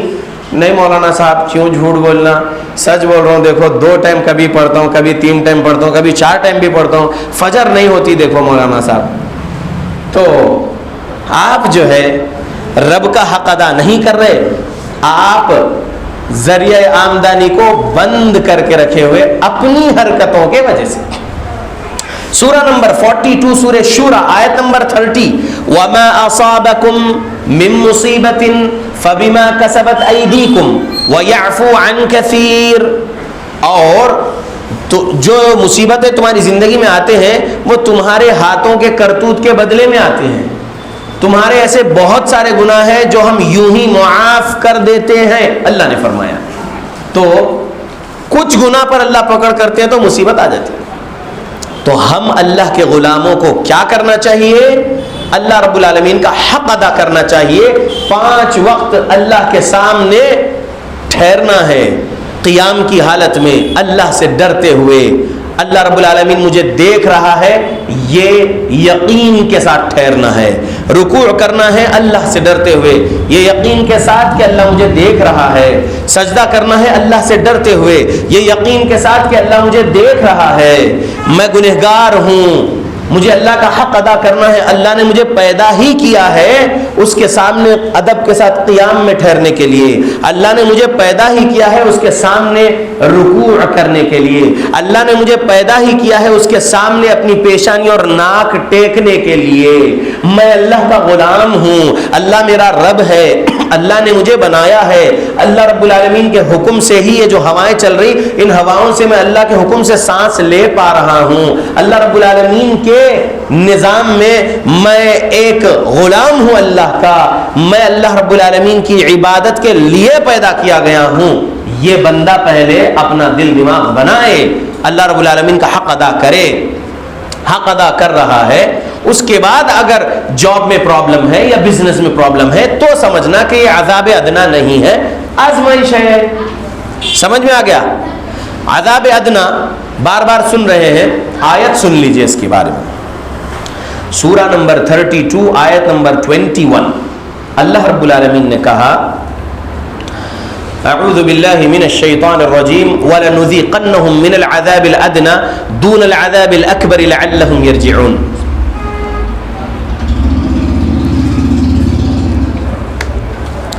اور یقیناً ہم، اور ضرور بالضرور عذاب ادنا کا مزہ چکھائیں گے عذاب اکبر سے پہلے، تاکہ تم لوٹ آؤ، لعلہم یرجعون، تاکہ وہ لوٹ آئیں۔ اللہ اکبر۔ اللہ نے اس آیت میں عذاب ادنا کہا۔ عذاب ادنا کس کو آتا ہے اس دنیا میں؟ گناہوں میں زندگی گزارنے والے کو عذاب ادنا دیتے ہیں اللہ رب العالمین، اور خاص کر مسلمان رہتے ہوئے گناہوں میں زندگی گزار رہا ہے تو اللہ اس کو عذاب ادنا دیتے ہیں اس دنیا میں۔ کافر کے لیے تو دنیا جنت ہے، الدنیا سجن المؤمن و جنت الکافر۔ دنیا ایمان والے کے لیے سجن ہے، پرزن ہے، قید خانہ ہے، شریعت کے باؤنڈریز کے اندر اس کو رہنا ہے، شریعت کے حدود کے اندر اس کو رہنا ہے، وہ شریعت کے حدود توڑ کر باہر نہیں جا سکتا۔ مسلمان ہے تو، نان مسلم تو اللہ پر ایمان نہیں لایا، رسول اللہ پر ایمان نہیں لایا، اسلام پر ایمان نہیں لایا، وہ تو دنیا میں اس کے لیے جنت ہے۔ لیکن مسلم ہو کر اگر گناہوں میں زندگی گزار رہا ہے بندہ تو وَلَنُذِيقَنَّهُم مِّنَ الْعَذَابِ الْأَدْنَى دُونَ الْعَذَابِ الْأَكْبَرِ لَعَلَّهُمْ يَرْجِعُونَ، اور ضرور بالضرور ہم عذاب ادنا کا مزہ چکھائیں گے عذاب اکبر سے پہلے تاکہ وہ لوٹ آئیں۔ کہاں لوٹ آئیں؟ گناہوں کے راستے کو چھوڑ کر صراط مستقیم پر لوٹ آئیں، اس لیے عذاب ادنا دے رہے ہیں، بول رہے اللہ بول رہے ہیں۔ مطلب مہلت کون دے رہا ہے؟ اللہ ہی مہلت دے رہا ہے۔ اللہ نہیں چاہتا کہ بندہ عذاب اکبر بھی چکھ لے، موت کے بعد جو عذاب اکبر ہے اللہ رب العالمین عذاب اکبر سے بچانا چاہتا ہے، اس کے کرتوتوں کے وجہ سے عذاب ادنا دے دیا اللہ رب العالمین. تو عذاب ادنا کیوں دیا؟ مہلت ہے، اللہ کی طرف سے مہلت ہے کہ بندہ سنبھل جائے، سمجھ اچھی بنا لے، گناہ چھوڑ دے، واپس آ جائیں صراط مستقیم پر، رسول اللہ صلی اللہ علیہ وسلم اور صحابہ کے راستے پر، اور نیکی کرنے والا بن جائے. تو ہو سکتا ہے کہ اس کو خوشحالی دے دے اللہ رب العالمین، رحمت برکت دے دے، اور پھر عذاب اکبر سے بھی بچا لیں. اور اگر بندہ گناہوں کے راستے پر لگا ہوا ہے اور عذاب ادنا بھی اللہ اس کو دے دیے ہیں، قسم قسم کے پریشانیوں میں ہے، اس کے باوجود بھی نہیں سمجھ پا رہا ہے کہ عذاب ادنا ہے اللہ کا، نہیں سمجھ پا رہا ہے اور گناہوں میں رہنا چاہتا ہے، تو پھر وہ لعلہم یرجعون میں تو نہیں ہوا نا، لوٹ کر نہیں آیا صراط مستقیم پر، گناہ کے راستے کو نہیں چھوڑا، تو عذاب اکبر بھی چکھے گا موت کے فوراً بعد. اللہ ہم سب کو بچائے عذاب ادنا سے، عذاب اکبر سے بھی، آمین. تو جاب یا بزنس کے لیے کیا کرنا ہے؟ پہلے نمبر پہ صبر، دوسرے نمبر پہ نمازوں کی پابندی، نماز نہیں چھوڑنا ہے. اللہ رب العالمین کہہ رہے ہیں کہ اگر میرے ذکر سے غفلت اختیار کریں گے تو میں ان کی معیشت کو تنگ کر کے رکھ دوں گا. تو اگر آپ اللہ کے ذکر سے دور ہیں تو آپ نے خود اپنے گھر کے دروازے اور کھڑکیوں کو بند کر لیے ہیں، رب کی برکت آنے نہیں دے رہے آپ لوگ. یہ سمجھ لینا ہے، یہ سمجھ لینا ہے. آپ اپنے آپ پر غور کرنا ہے. حاسبوا قبل ان تحاسبوا، اپنے آپ کا حساب لینا ہے ہمارا حساب لیے جانے سے پہلے. تو مجھے چاہیے، آپ کو چاہیے کہ ہم اپنے آپ کا حساب لیتے رہیں کہ ہم اللہ کو ناراض کرنے والے کام کر رہے ہیں یا راضی کرنے والے کام کر رہے ہیں. جب ذکری سمجھ میں آ گیا کہ ذکری سے مراد یہاں پر سورہ طٰہٰ کے آیت نمبر 14 میں اللہ نے کہا وَأَقِمِ الصَّلَاةَ لِذِكْرِي، تو ہمیں نماز قائم کرنا ہے. اور اگر سورہ عنکبوت سورہ نمبر 29 آیت نمبر 45 پر غور کریں گے، اور اگر پارہ نمبر سے دیکھیں گے تو 21ویں پارے کی پہلی آیت، 21ویں پارے کی پہلی آیت، إِنَّ الصَّلَاةَ تَنْهَىٰ عَنِ الْفَحْشَاءِ وَالْمُنكَرِ وَلَذِكْرُ اللَّهِ أَكْبَرُ. بے شک نماز روکتی ہے لوگوں کو ہر بے حیائی کے کام سے، ہر برے کام سے، ہر برائی سے روکتی ہے نماز، اور سب سے اکبر ذکر ہے نماز. وَلَذِكْرُ اللَّهِ أَكْبَرُ، نماز سب سے بڑا ذکر ہے اللہ کے بندو. علماء حق، مفسرین حق یہی سمجھائے ہیں کہ نماز سب سے بڑا ذکر ہے. الحمدللہ، لا الہ الا اللہ افضل الذکر ہے، نماز بھی اکبر ذکر ہے. تو نماز نہ چھوڑو اللہ کے بندو. فجر سے عشاء تک مسجد میں رہو. بستی والی مسجد میں آپ بستی میں ہے تو آتے رہیے. اگر آپ کہیں جاب کرتے ہیں یا کہیں اور دوسری جگہ آپ کا بزنس ہے تو وہاں پر آپ توحید کے عقیدے اور سنت کے اعمال والے امام کو ڈھونڈو اور ان کے پیچھے نماز پڑھو. توحید کے عقیدے اور سنت کے اعمال والے امام نہیں مل رہے ہیں کسی مسجد میں آپ کو، تو آپ جائیے، وضو کریے اس مسجد میں اور کسی پلر کے پاس ٹھہریے، سترا بنائیے پلر کو، اقامت دیجئے اور اپنی فرض نماز پڑھیے اور نکل جائیے. سمجھ لے اللہ کے بندو، توحید کے عقیدے سنت کے اعمال والے امام کے پیچھے ہی آپ کی نماز باجماعت ہو سکتی ہے. شرک کے عقیدے والے امام کے پیچھے آپ کی نماز نہیں ہو سکتی. آپ توحید و سنت والے ہیں تو آپ توحید و سنت والے کوئی ڈھونڈنا، اور نہیں مل رہے تو آپ اکیلے نماز پڑھ لیجئے. ٹھیک ہے، دلائل بہت سارے ہیں، عنوان وہ نہیں ہے میرا، میں ایک بات بتا دیا ہوں، بات آئی ہے تو جہاں آپ ہیں وہاں نماز پڑھو. پانی اگر نہیں مل رہا ہے جہاں آپ ہیں، کسی ڈیزرٹ میں آپ کو جاب ملا اور وہاں پر نماز کا ٹائم آ گیا اور پانی ڈھونڈ رہے، پانی نہیں ملا، تو جب پانی نہ ملے تو کیا کرنا ہے؟ فَتَيَمَّمُوا صَعِيدًا طَيِّبًا، تیمم کر لو پاک مٹی سے، تیمم کر لو پاک مٹی سے اور نماز پڑھو. تیمم کا طریقہ کیا ہے؟ پیارے رسول محمد صلی اللہ علیہ وسلم، حدیث صحیح بخاری 338 صحیح بخاری، عمار بن یاسر رضی اللہ عنہ نبی صلی اللہ علیہ وسلم کی اس حدیث کو روایت کر رہے ہیں. دونوں ہتھیلیوں کو رسول اللہ صلی اللہ علیہ وسلم زمین پر لگائے، اس کے بعد اس میں پھونک مارے، چہرے پر ہاتھ پھیرے، پھر اپنے کلاہیوں تک دونوں یہ ہاتھ پھیر لیے. یہ ہے تیمم کا نبوی طریقہ. اور جب تک میں حنفی تھا 2007 تک، تو ہم جو ہے دیوار ڈھونڈتے تھے، دیوار کی جو ہے 10 لیتے تھے اور پورا وضو صرف کلی اور ناک میں چڑھانے کا جو ہے وہ نہیں ہے، بس تیمم میں وہاں پر، باقی جو ہے پورا جو کرنا ہے وہ کرتے ہیں. سبحان اللہ. تو وہ تیمم نبوی تیمم نہیں جو احناف کر رہے ہیں. اللہ ہمارے ان بھائیوں کو بھی ہدایت دے تاکہ وہ سنت سیکھ لیں. آمین.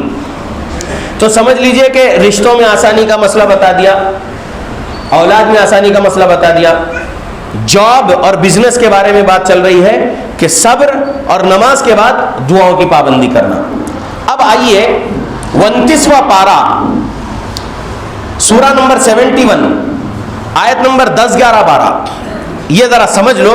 جاب یا بزنس والے اچھے سے سمجھ لو. اعوذ باللہ من الشیطان الرجیم. فقلت استغفروا ربکم انه کان غفارا يرسل السماء عليكم مدرارا ويمددكم بأموال وبنين ويجعل لكم جنات ويجعل لكم انہارا. 6 فائدے ہیں یہ 3 آیتوں میں. کس چیز کے 6 فائدے ہیں؟ استغفر اللہ پڑھنے کے 6 فائدے ہیں. بہت غور سے سنو میری ماں بہنوں، میرے بزرگوں، میرے بھائیوں، بہت غور سے سنو. ہر کوئی ترقی چاہتا ہے. عورتیں بھی چاہتی ہیں کہ ہمارے گھر والوں کی ترقی ہو، ہماری ترقی ہو. مرد بھی چاہتے ہیں ہماری ترقی ہو، مال میں اضافہ ہو. مال میں اضافہ چاہتے ہو، برکت چاہتے ہو، نسخہ لے لو قرآن سے. کس سے؟ قرآن سے. میں ڈھونگی بابا نہیں ہوں، تعویذ نہیں دے سکتا. روزی کا تعویذ، اولاد میں آسانی کا تعویذ، رشتے میں آسانی کا تعویذ، کورٹ میں کیس چل رہا ہے کیس جیتنے کا تعویذ. یہ سب بکواس کے کام ہم کو نہیں آتے، کیونکہ ہم خرافاتی نہیں ہیں، شرک بدعت والے نہیں ہیں.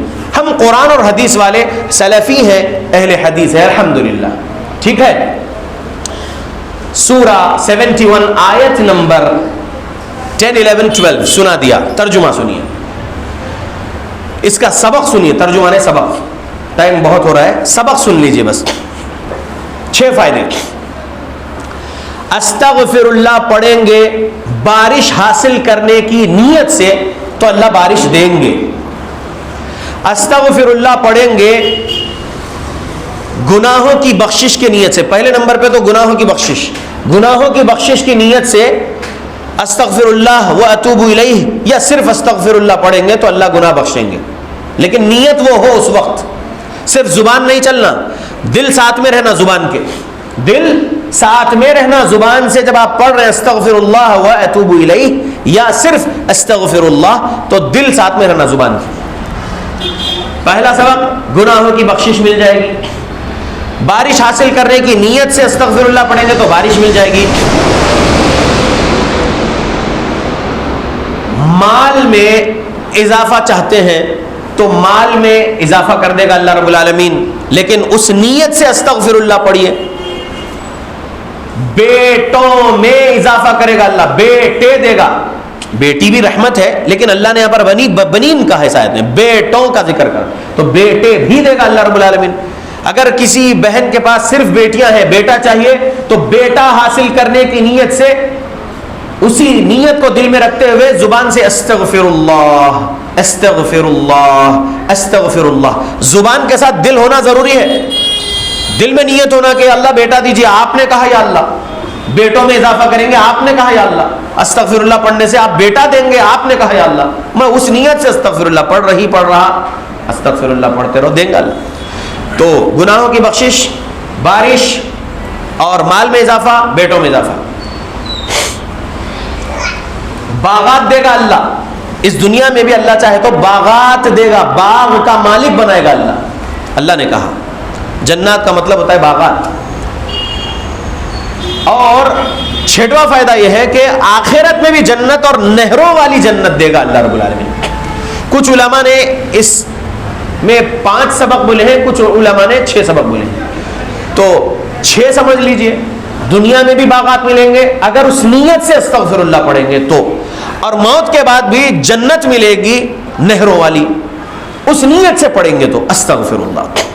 اور اگر آپ سورہ ہود یا سورہ رات کے طرف آئیں گے، استغفر اللہ کا ایک فائدہ وہاں پر اللہ نے بیان کیا کہ کمزور ہو، کمزوری محسوس ہو رہی ہے، طاقت و قوت چاہیے. میرے بزرگوں سے بول رہا ہوں میں، اور نوجوان بھی اگر کمزوری محسوس کر رہے تو آپ لوگوں سے بھی بول رہا ہوں. میری ماں بہنوں آپ بھی سنو. طاقت و قوت حاصل کرنے کی نیت سے استغفر اللہ پڑھیں گے تو اللہ طاقت اور قوت دیں گے. مجھ پر کچھ کیسز کیے کچھ شیطان صفت انسانوں نے، اور میں استغفر اللہ پڑھ کر کیسز جیتا ہوں. آپ لوگ میری بات پر بھروسہ کرو، میں اللہ کی مسجد میں بیٹھ کر سچ سنا رہا ہوں. جج سامنے ہوتا تھا اور میں بیٹھا رہتا تھا کورٹ روم میں، اور کیس جیتا میں الحمدللہ بہت زیادہ استغفر اللہ پڑھ کے. کیسے؟ صرف جسمانی قوت کی نیت نہیں لگایا میں، معاشرتی قوت بھی اللہ مجھے عطا کرے، معاشرے میں بھی اللہ مجھے طاقتور بنائے، میری قوم کے لیے مجھے طاقتور بنائے. اور جو ظالم لوگ ظلم کر رہے ہیں، جھوٹے کیسز ڈالے ہیں، وہ ظالموں کو شکست ہو اور مجھے طاقت مل جائے، میں کیس جیت جاؤں. یا اللہ مجھے معاشرتی قوت بھی چاہیے جسمانی قوت کے ساتھ ساتھ. استغفر اللہ جسمانی قوت حاصل کرنے بھی پڑا، آپ بھی پڑھیے. معاشرے میں بھی طاقتور بننا ہے تو استغفر اللہ اس نیت سے پڑھو، دیکھو فائدہ انشاءاللہ اللہ دیں گے، اللہ دیں گے فائدہ. تو اللہ کے بندو، جاب یا بزنس کے بارے میں بات چل رہی تھی، تو یہ 6 فائدے ان 3 آیتوں میں مل گیا. تو اس میں ایک فائدہ یہ ہے کہ مال میں اضافہ کریں گے اللہ رب العالمین، مال میں اضافہ کریں گے اللہ رب العالمین اگر آپ اس نیت سے پڑھیں گے. نہیں مولانا صاحب میں تو ڈیلی 100 ٹائمز استغفر اللہ پڑھ رہا ہوں کئی سالوں سے، میرے تو مال میں اضافہ نہیں ہوا نا. شیخ عبد الحکیم سلفی حفظہ اللہ یا اس بورڈ پر جو لکھے ہیں یہ عنوان کے نیچے نوٹ میں کہ کر رہے علاج لیکن مسئلہ حل نہیں ہوا، تو کیا اس میں یہ سمجھ لو میوزک سن رہے ہوں گے، میوزک سے نفرت نہیں کر رہے ہوں گے، اور پھر استغفر اللہ بھی پڑھ رہے ہوں گے، فائدہ ہوگا؟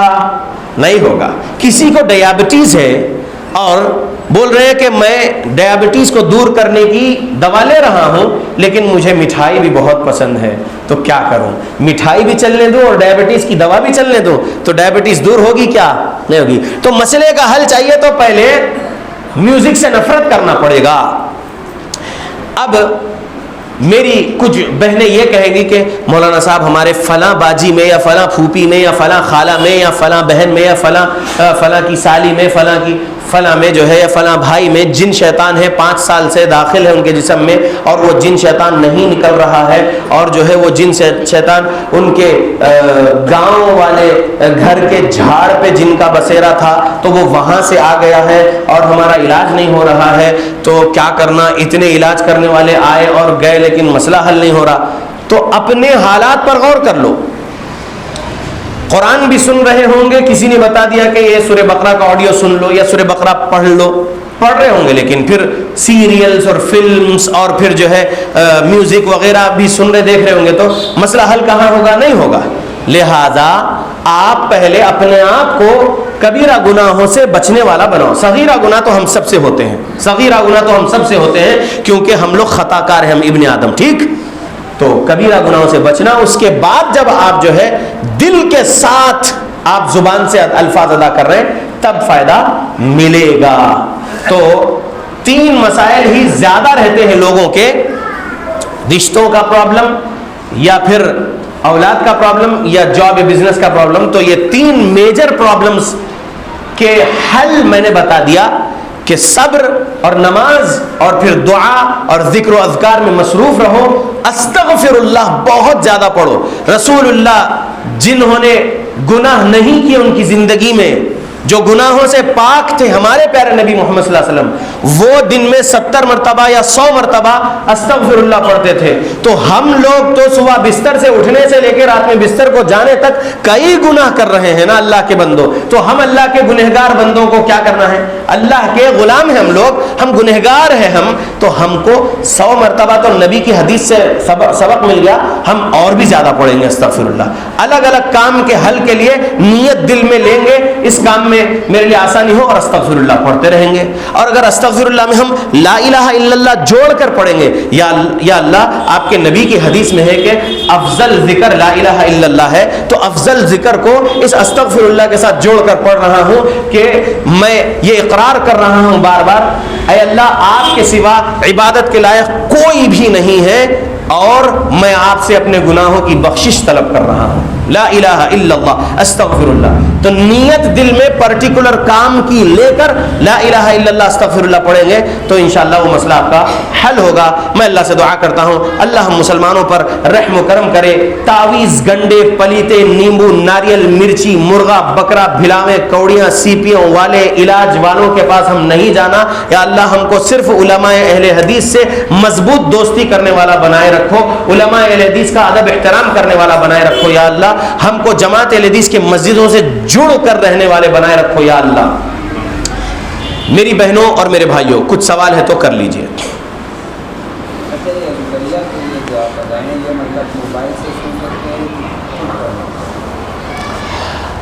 بزرگ نے ایک سوال کیے کہ رقیہ موبائل سے سن سکتے ہیں یا خود پڑھنا.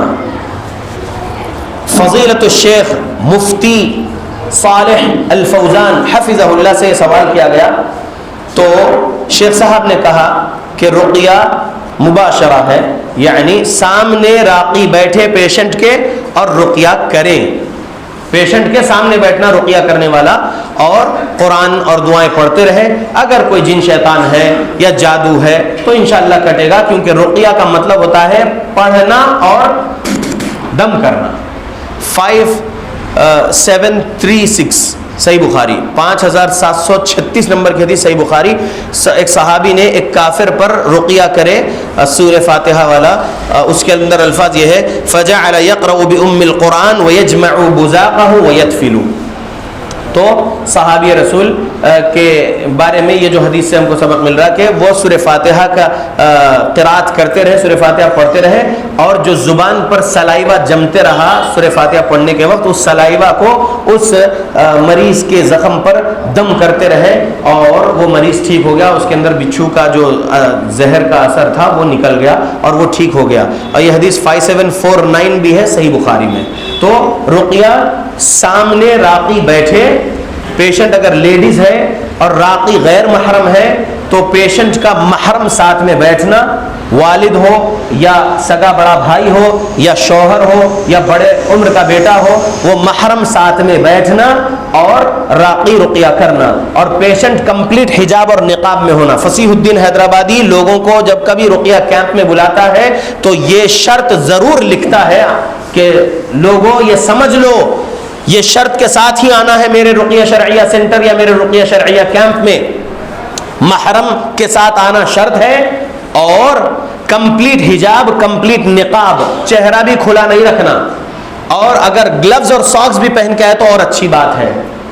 اور پھر رقیہ سامنے پڑھا جائے اور دم کیا جائے، یہ ہے رقیہ. اگر کوئی آڈیو بھی سننا چاہ رہے، راقی نہیں پہنچ پا رہے ہیں، راقی کہیں اور رہتے ہیں، فیس نہیں مانگنے والے راقی صاحب، چارجز نہیں مانگنے والے راقی صاحب کہیں اور رہتے ہیں، وہ نہیں آ پا رہے، تو اگر آڈیو بھی سن رہے ہیں تو آڈیو سنو اور خود بھی وہ آیتوں کو پڑھ کر اپنے آپ پر دم کرو. آڈیو سننے کا بھی فائدہ ہوگا. سورہ نمبر 7 آیت نمبر 204 اس کی دلیل میں دیتا ہوں کہ وضاحت صراحت نہیں ہے اس کے اندر، لیکن ایک سبق ہے اس کے اندر. یہ سورہ 7 آیت 204 میں وَإِذَا قُرِئَ الْقُرْآنُ فَاسْتَمِعُوا لَهُ وَأَنصِتُوا لَعَلَّكُمْ تُرْحَمُونَ. تو اب وہ سننے کی بات ہے نا اس آیت میں. جب کبھی قرآن کی قرات کی جائے تو خاموش رہ کے بہت غور سے سنو تاکہ تم پر رحم کیا جائے. تو راقی کو سامنے بٹھا کر رقیہ کروا کے رقیہ سن لو، یا راقی کا پہلے سے پڑھ کر ریکارڈ کیا ہوا رقیہ آڈیو ہے تو وہ بھی سن سکتے ہیں. اور اس نیت سے سننا کہ یا اللہ سورہ 7 آیت 204 میں آپ نے کہا کہ رقیہ سننے سے آپ کی رحمت ملتی ہے، تو یہ اس لیے آڈیو سن رہے ہیں CD پلیئر میں لگا کے یا کمپیوٹر میں لگا کے یا موبائل میں لگا کے، ہم ایئر فون سے سن رہے یا ڈائریکٹ اسپیکر سے سن رہے، تو قرآن اور دعائیں سن رہے ہیں اس نیت سے کہ آپ کی رحمت ملے، شفا ملے آپ سے، اور بیماری کٹ جائے، جو جن شیطان ہے بھاگ جائے، جو جادو ہے کٹ جائے. تو جی ہاں آڈیو بھی سن سکتے ہیں، لیکن رقیہ کا مین مقصد یہ ہے کہ دم ہونا ہے، پڑھائی سامنے ہو، اور جو پڑھ رہا ہے جو آیتوں کو پڑھنے پر جو زبان پر سلائیوا جمع ہوتا ہے وہ سلائیوا میں باذن اللہ ان آیتوں کی تاثیر آ جاتی ہے، وہ سلائیوا دم کرنا ہے. صحیح بخاری 5736 سے سبق ملا. کوئی اور سوال بہنوں کی طرف سے؟ اگر کوئی چٹھی بھیجیں گے تو سوال پوچھیے سوال پوچھیے. ریاض کو جانتے ہوں گے شاید آپ، عمرہ والے جی، ان کی رقیہ میں اکثر سنتا تھا اور ایک بار گیا بھی ہوا. جی مطلب ایسے آپ کا بھی رویہ ہے مطلب انٹرنیٹ پہ کہ مطلب لینا پڑے گا یا کتاب ہے آپ کے پاس یا کیا ہے؟ میں نے 2011 میں ایک رقیہ ریکارڈ کروایا تھا، 1.5 گھنٹے والا رقیہ یوٹیوب پر ہے، لیکن اس وقت میرے علم میں عربی گرامر کے بارے میں کمزوریاں تھے. میں اس وقت سیکھ رہا تھا عربی گرامر، تو اس رقیہ میں کچھ عربی گرامر کی مسٹیکس ہیں. مطلب قرآن پڑھنے میں مسٹیکس نہیں ہے، عربی گرامر یعنی جو آخری آدھا گھنٹہ ہے، 1.5 گھنٹے میں سے 1 گھنٹہ تو قرآن اور دعائیں پڑھا، آخری آدھا گھنٹہ جنات کو بولا ہوں، جنات نکل جاؤ یہاں سے، اے جن شیاطین نکلو یہاں سے، اسلام قبول کر لو، ایسا میں نے آدھا گھنٹہ عربی میں بولا. جتنی بھی مجھے اس وقت آتی تھی عربی میں بول لیا. اور الحمدللہ ایک مدنی عالم صاحب کو میں نے وہ سنایا بھی تھا، انہوں نے کہا ٹھیک ہے دے سکتے ہیں آپ لوگوں کو، اتنے زیادہ مسٹیکس نہیں ہیں. مدنی ایک دکتور ایک مفتی صاحب نے مجھ سے کہا تھا، تو میں 2011 سے وہ رقیہ دینے لگا لوگوں کو. میں کر رہا ہوں رقیہ 2008 سے 2011 تک میں رقیہ دیتا تھا امام کعبہ کی آواز میں یا کویت کے کسی امام کی آواز میں. لیکن 2011 میں لوگوں نے خواہش کرے میں جو رقیہ پڑھ رہا ہوں وہ ان کو دے دوں ریکارڈ کر کے، تو میں دیا. لیکن 2016 دسمبر میں ناگپور میں سلفی آباد کے ایک مدرسے میں رقیہ کرنے گیا تھا. وہاں پر کچھ جنات کا بسیرا ہو گیا تھا، ایسا کچھ شکایت تھی مدرسے کی، تو وہاں پر رقیہ کرنے گیا. تو ٹھیک ہے وہ لوگ ماشاءاللہ، تو وہاں پر میں نے رقیہ کیا، وہ 50 منٹ کا کچھ رقیہ ریکارڈ کر لیا الحمدللہ. تو وہ رقیہ ماشاءاللہ تبارک اللہ مسٹیکس اس میں نہیں ہے. جو 2011 میں جو عربی گرامر کی جو کچھ مسٹیکس تھی، 2016 والے رقیہ میں وہ مسٹیکس نہیں ہے. تو وہ 2011 کا رقیہ آپ جو ہے مجھ سے ابھی لے سکتے ہیں درس کے بعد انشاءاللہ. میں آپ کو واٹس ایپ پہ دے دوں گا انشاءاللہ. بہنوں کے پاس سے ایک سوال آیا ہے.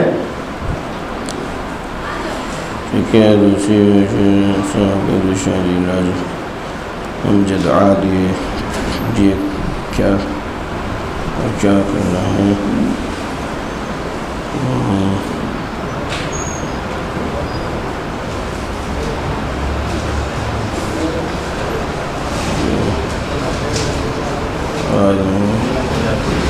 میری بہن آپ نے یہ جو بھیجے ہیں لکھ کے، یہ کیفیت لکھ کر بھیجے ہیں اور آپ اس کا حل مانگ رہے ہیں، یہ سوال نہیں ہے.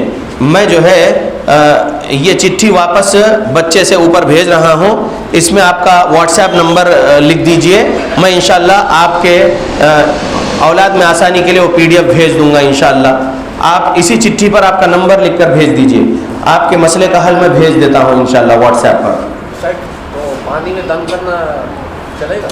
پانی میں دم کرنا چلے گا کیا؟ بہترین مضبوط سوال.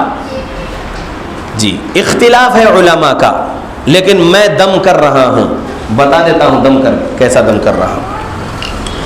اعوذ باللہ من الشیطان الرجیم، بسم اللہ الرحمن الرحیم، الحمد للہ رب العالمین، الرحمن الرحیم، مالک یوم الدین، إياك نعبد وإياك نستعين، اهدنا الصراط المستقيم، صراط الذين أنعمت عليهم غير المغضوب عليهم ولا الضالين، آمين.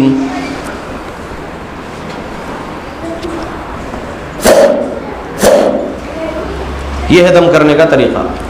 یہ میں دم کر رہا ہوں، یہ بدعت نہیں ہے. اگر کوئی بولے کہ بدعت ہے تو ان کے پاس بھی صریح حدیث نہیں ہے بدعت بولنے کے لیے.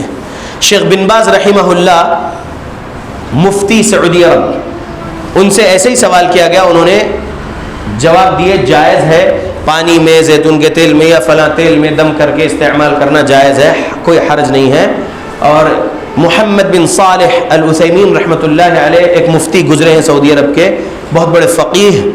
شیخ بن باز رحمۃ اللہ علیہ کے بعد ان کا مقام بولتے ہیں لوگ، اور کچھ لوگ بولتے ہیں شیخ بن باز کے برابر مقام ہے ان کا. وہ بھی جواب دیے ہیں کہ لا حرج، کوئی حرج نہیں ہے، بدعت نہیں ہے، دم کر سکتے ہیں پانی میں، قرآنی آیتیں دعائیں پڑھ کے دم کر سکتے ہیں، پانی پی سکتے ہیں دم کیا ہوا پانی، اور تیل پر بھی دم کر کے تیل بھی مالش کر سکتے ہیں. تو یہ 2 دلیلیں مل گئی. تیسری دلیل میں آپ کو دے رہا ہوں، بہت غور سے سنیے.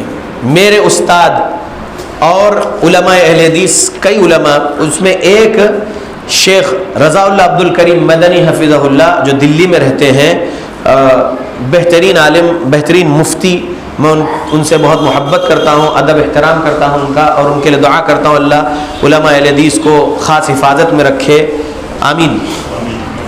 تو انہوں نے بھی ایک جواب دیے ہیں، یوٹیوب پر ویڈیو موجود ہے۔ بولے ہیں کہ صحیح بخاری حدیث نمبر 5749 کے اوپر امام بخاری نے باب باندھے ہیں النفس فی الرقیہ، رقیہ کرنے میں تھتکارنا، رقیہ کرنے میں تھو تھو کرنا۔ صحابی رسول کیا کرے؟ صحابی رسول اس کافر پر سورہ فاتحہ پڑھتے گئے اور تھتکارتے گئے، تو پھونک نہیں مارے ہیں، تھتکارے ہیں۔ پھونک مارنا اور تھتکارنے میں فرق ہے، اور تھوکنا نہیں ہے، تھوکنا نہیں ہے پانی میں، اور پھونکنا بھی نہیں ہے، دم کرنا ہے۔ ایک ڈاٹ دم، ایک ڈاٹ سلائیوا اس میں جانا ہے، اس پانی میں، اس تیل میں، سمجھ میں آ گیا؟ تو یہ جائز ہے، بدعت نہیں ہے۔ اس کے لیے دلیل اور ایک دلیل۔ اب اگر کوئی بولیں گے کہ بھائی اس میں جو ہے پانی پر تھتکارنے کی بات نہیں ہے اس حدیث میں، زخم پر تھتکارنے کی بات ہے حدیث میں، لیکن تھتکارے کیوں؟ کیا صحابی کے تھوک میں شفا تھی؟ نعوذ باللہ۔ کیا میرے تھوک میں شفا ہے؟ نعوذ باللہ، نہیں ہے نا۔ اللہ کے قرآن کی آیتیں اور رسول اللہ والی جو دعائیں ہیں، اس میں جو تاثیر ہے اللہ کے حکم سے، وہ تاثیر جب آپ پڑھ رہے ہیں وہ آیتیں، تو زبان پر جو تھوک جمع ہوتا ہے ہلکا سا، اس تھوک میں ان آیتوں کی تاثیر آ جاتی ہے، اس تھوک میں سے ایک ڈاٹ اس میں دم کرنا ہے، اس پانی پر، اس تیل پر، سمجھ گئے؟ یہ ایک بات ہو گئی۔ دوسری دلیل جو میں دے رہا تھا، صحیح مسلم سے دے رہا ہوں، صحیح مسلم حدیث نمبر 5732، غور سے سنی حدیث۔ عن عوف بن مالك الأشجعي قال كنا نرقي في الجاهلية فقلنا يا رسول الله كيف ترى في ذلك فقال اعرضوا علي رقاكم لا بأس بالرقى ما لم يكن فيه شرك۔ عوف بن مالک رضی اللہ عنہ روایت کرتے ہیں، کہتے ہیں کہ ہم نے رسول اللہ صلی اللہ علیہ وسلم سے بولے، اے اللہ کے نبی، ہم کیا کرتے تھے دم جھاڑ، ہم کیا کرتے تھے رقیہ دور جاہلیت میں، اب آپ کی کیا رائے ہے رقیہ کے بارے میں؟ تو پیارے نبی صلی اللہ علیہ وسلم نے جواب میں ان سے کہا، اعرضوا علی رقاکم، تم اپنے رقیہ کے جو طریقے ہیں وہ میرے سامنے لا کر رکھو، کوئی حرج نہیں ہے رقیہ کرنے میں اگر اس میں شرک نہ ہو تو رقیہ مطلب کچھ پڑھ کر دم کرنا۔ ابھی جو میں نے سورہ فاتحہ پڑھ کر اس میں دم کیا، یہ شرکیہ عمل نہیں کیا میں نے۔ تو 5732 صحیح مسلم سے بھی سبق مل گیا کہ لا بأس بالرقى ما لم يكن فيه شرك، نبی صلی اللہ علیہ وسلم کے الفاظ ہمارے رقیہ شرعیہ کی فیلڈ میں یہ ایک باب ہے، یہ سمجھ لیجئے کہ یہ بہت بڑی دلیل ہے۔ کئی جواب دیے جا سکتے ہیں اس ایک حدیث سے، کئی سوالوں کے جواب دیے جا سکتے ہیں۔ تو بدعت نہیں کرا میں ابھی جو کیا ہوں، شرک نہیں کیا ہوں جو ابھی میں نے کیا ہوں، سورہ فاتحہ پڑھ کے پانی پہ دم کیا، تو یہ حدیث مل گئی کہ شرک نہیں ہے تو رقیہ کرنا جائز ہے۔ تو یہی سب دلائل اور بھی ہے، بہت سارے سناتے رہتے علماء۔ تو میں جو ہے یہی کہوں گا کہ یہ سوال کا جواب انشاءاللہ آپ تک پہنچ گیا، اطمینان ہوگا انشاءاللہ۔ کچھ علماء کہتے ہیں جائز نہیں ہے، صراحت والی حدیث نہیں ہے، تو ان کا جواب ان کے طرف، ہمارا جواب یہ دلائل والا ہے، ہم یہ جواب دے رہے ہیں۔ تو اور کوئی سوال ہے تو کریے، تو ہم اپنی بات مکمل کر لیں۔ جی کسی کا کچھ سامان چوری ہو گیا، جی تو پھر وہ جادوگروں کو بلاتے ہیں، جی اور ہم نے اپنے آنکھوں سے دیکھا ہے، جی تو تانبے کا ٹوپ ہوتا ہے، جی وہ ٹوپ میں جادو کرتا ہے، ایک آدمی پکڑا لیتا ہے، پھر جو سامان چوری ہوا ہے جہاں رکھا وہاں جا کے وہ بیٹھ جاتا ہے، جی اور اس کو سامان ملا ہے، جی۔ تو اس کو اوجھا ایسا کیسا ہوتا ہے؟ اس سوال کے جواب کے لیے کم سے کم 15 منٹ چاہیے، لیکن مختصر میں آپ کو بول رہا ہوں وہ کیسے ہوتا ہے۔ اس کی دلیل ہم کو مل رہی ہے سورہ نمبر 6 آیت نمبر 128 129 130، یہ 3 آیتوں کا آپ ترجمہ اور تفسیر پڑھیں گے تو معلوم ہوگا کہ انسانوں میں کچھ ایسے انسان ہیں جو جنات کی عبادت کرتے ہیں. اور سورہ نمبر 6 آیت نمبر 100 بھی آپ دیکھ لیجئے, سورہ نمبر 6 آیت نمبر 100 اور 128 129 130. تو انسانوں میں کچھ ایسے انسان ہیں جو جنات کی عبادت کرتے ہیں, جنات کے لیے ذبیحہ کرتے ہیں, جنات کو سجدہ کرتے ہیں, جنات کو رکوع کرتے ہیں, جنات کی عبادت کرتے ہیں, تو جنات ان کے پاس آ جاتے ہیں. اب وہ شیطان جن آ گیا, وہ جن سے اس انسان کی دوستی ہو گئی, اب وہ انسان جادوگر بن گیا. اب وہ جادوگر ان جنات کے ذریعے سے یہ سب کام کرواتا ہے. تو سورہ 6 آیت 128 129 130 میں جو سبق اللہ دے رہے ہیں, جو انسان جس جن سے دوستی کر کے اس سے کام لیا, دونوں ایک دوسرے کو فائدہ پہنچانے کا کچھ کام کرے اس دنیا میں, وہ لوگ قیامت کے دن کہیں گے وَشَهِدُوا عَلَىٰ أَنفُسِهِمْ أَنَّهُمْ كَانُوا كَافِرِينَ. وہ اپنی جانوں پر گواہی دیں گے قیامت کے دن اللہ کے سامنے کہ ہم کافر ہو گئے تھے اے اللہ, وہ لوگ کہنے والے ہیں. تو اگر وہ جو ہے یہ جو تانبے کا جو برتن رکھا یا کوئی بھی برتن رکھا, اس میں پانی ڈالا یا جو کچھ بھی کرا, کچھ پڑھا نہیں پڑھا, صرف ایسے ہی اپنا کچھ کرتب کیا, اس کے بعد جو ہے وہ چیز جہاں چوری ہو کر گئی تھی وہاں تک پہنچایا, جاؤ جا کے وہاں پر ہے لے لو چیز دیکھو, تو وہ کیسے معلوم کرتا ہے؟ تو جنات کے ذریعے سے. میرے اندر آپ کے اندر ایک جن ہے, ہم سب کے اندر ایک جن ہے. 2814 نمبر کی حدیث صحیح مسلم کی, ہم انسانوں میں ایک قرینہ من الجن ہے, یعنی اللہ نے ہماری ماں کے کوکھ سے جیسے ہم باہر نکلے تب اللہ نے ہمارے ساتھ وہ لگا دیا تھا, وہ قرینہ من الجن. تو میں میرے بارے میں جتنا جانتا ہوں, میرے اندر رہنے والا قرینہ من الجن جو نبی نے کہا, وہ قرین جن بھی اتنا ہی سب کچھ میرے بارے میں جانتا ہے. تو وہ حضرت یا وہ جادوگر یا وہ مولوی صاحب وہ جو سو کالڈ علاج کر رہے ہیں, خرافات علاج, تو وہ جنات کی عبادت کر کے جنات کو اپنے پاس رکھے ہوئے ہیں. وہ جن اس انسان کے سے اس انسان کے جسم کے اندر ہے, جو جن سے بات کرتا ہے, بابا والا جن, پھر وہ جن اپنے بابے کو سناتا ہے اور وہ بابا جو ہے سناتا ہے اپنی زبان سے, جو جن سے اس کو انفارمیشن ملی وہ سنا دیتا ہے. اب وہ جا کے بولتا ہے کہ جاؤ فلاں جگہ ہے. میکسیمم نہیں ملتے, کچھ کیسز میں سچ میں جو ہے چوری ہوئی سو چیز مل جاتی ہے, میکسیمم نہیں ملتے, 99 یا 98 نہیں ملتے, 1 یا 2% مل جاتے. تو یہ جادوگری ہے, یہ اس کو کہتے ہیں کہانت کا کام, جنات کے ذریعے سے ہی یہ لوگ کرتے ہیں. ٹھیک ہے, تو یہ کفر ہے. اگر وہ بندہ مسلم بول کے اپنے آپ کو مشہور کیا ہوا تھا معاشرے میں, لیکن اس نے یہ کہانت کا علم یا علم نجوم سیکھ کر یا جنات کی عبادت کر کے شرک کفر کر کے اپنے آپ کو کافر بنا چکا, لوگوں میں تو مسلم کے نام سے رہے گا, لیکن مرنے کے بعد وہ کافروں جیسا اس کے ساتھ وہ ہوگا, اور قیامت کے دن وہ اپنے بارے میں خود اللہ کے سامنے گواہی دے گا کہ میں کافر ہو چکا تھا. لہذا یہ کافروں کا کام ہے. جنات سے دوستی نہیں کرنا ہے. جو لوگ وہ بولتے ہیں کہ موکل کے ذریعے سے میں کام کرتا ہوں, نیک موکل ہے, پاک موکل ہے, ان سے کام کرتا ہوں, بولتے ہیں یہ سب جھوٹ ہے. نیک موکل پاک موکل کسی کے پاس نہیں آتے, وہ کافر جنات شیطان جنات ہی آ کے ان سے دوستی کر کے سب شیطانی کام کرتے ہیں. ہم نہ مومن جن سے دوستی کرنا, نہ کسی شیطان جن سے دوستی کرنا. یہ بات ذہن میں رکھ لیجئے. بس یہ آپ لوگ اگر آج کے درس کو بہت اچھے سے سمجھے تو سمجھ لو کہ ایک ایک دلیل بتایا ہوں قرآن و حدیث کی, ڈھونگیوں سے بچنے کے لیے, جادوگروں سے بچنے کے لیے, تعویذ گنڈوں سے بچنے کے لیے. یہ قرآن حدیث کو تھامے رہو, علماء سے جوڑے رہو. ٹھیک ہے, سبحانک اللہم و بحمدک, اشہد ان لا الہ الا انت, استغفرک و اتوب الیک.